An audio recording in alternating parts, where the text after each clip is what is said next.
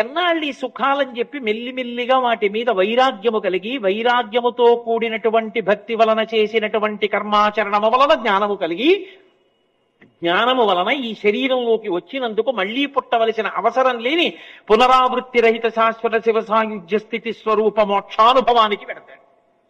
ఇదిగో ఇది పొందడానికి యోగ్యమైన ఆశ్రమము గృహస్థాశ్రమం. ఈ గృహస్థాశ్రమంలో ఇన్ని పండాలి అంటే మొట్టమొదటి నియమం ఒకటి ఉంటుంది. ఏది అంటే ఒండురులకు అన్యోన్యత. దంపతులుగా ఉన్నటువంటి స్త్రీ పురుషులు ఎవరున్నారో వాళ్ళిద్దరి మధ్య కొన్ని లక్షణాలు ఉండాలి అని శాస్త్రం చెప్తోంది.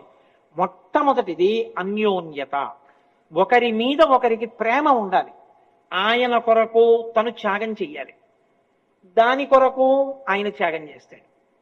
పోన్లే దానికి ఇష్టం ఉండదు, ఆయన వదిలేశాడు. ఆయన